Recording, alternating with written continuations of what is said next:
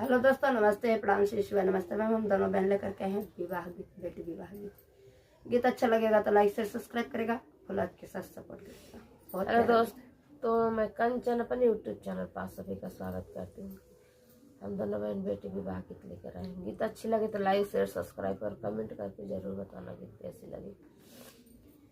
साकर खटोलावा के साकर पाटियावा हो, कसमास कसमास हो जी। साकर खटोलावा के साकर पाटियावा हो, कसमास कसमास हो जी। कसमास कसमास जिनकर दुलाहीन कैले भाई दूसर बियाह जी।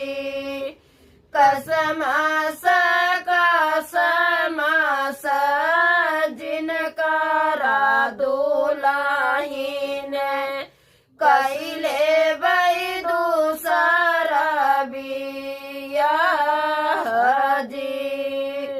कहाँ पाऊबा मोरे स्वामी कलश दियारिया हो, कहाँ पाऊबा मामा के टोरे जी।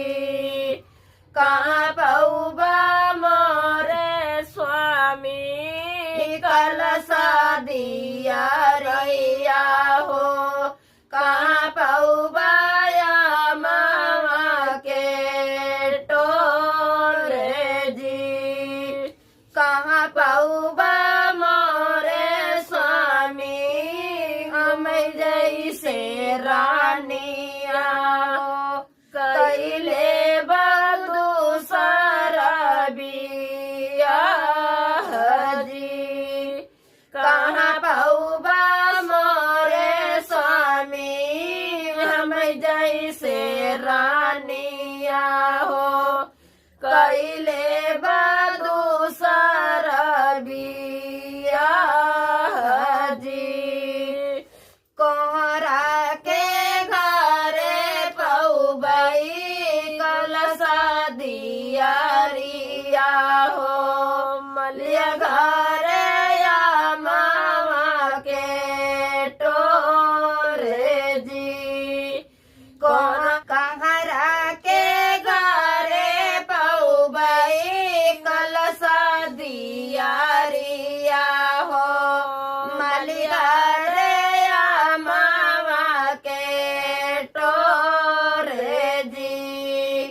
तुअरे बाबैया घरे दूसर बिटियावा हो, कैले भाई दूसर बियाह जी।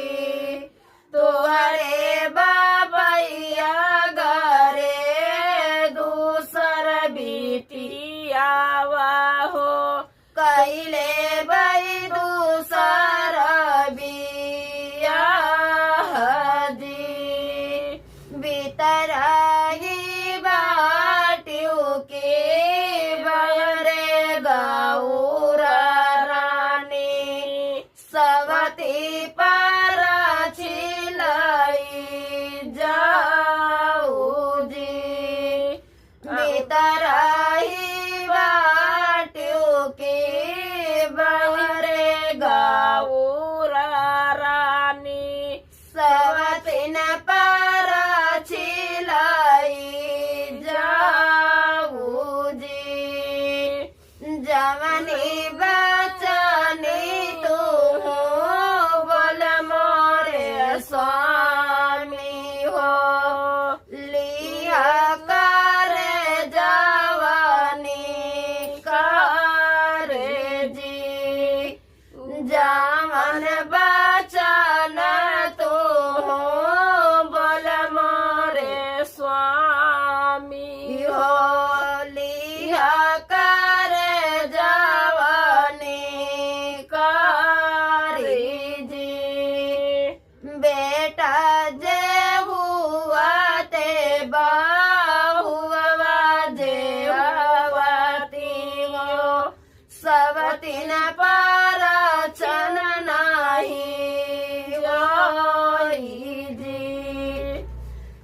बेटा जे हुआ ते बहुआ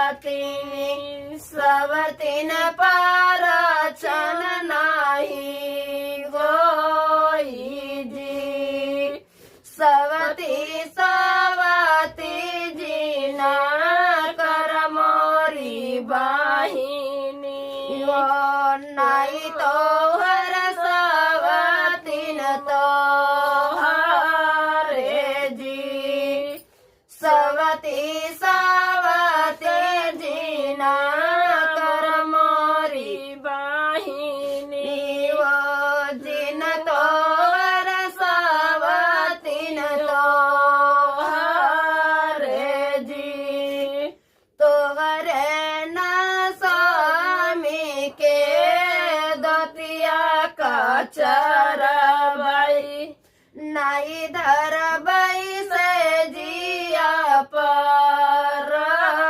गए जी तुअरे न स्वामी के दतिया का चरबाई हो नहीं धरबाई से जिया पर गए जी तुअरे रसैया बहिनी तोहरे रसैया बहिनी भोजना बनाऊ भई हो ललना खेलाऊ भई तो हरे जी तुअरे रसैया बहिनी भोजना बनाऊ भई हो ललना खेलाऊ भई तो हरे जी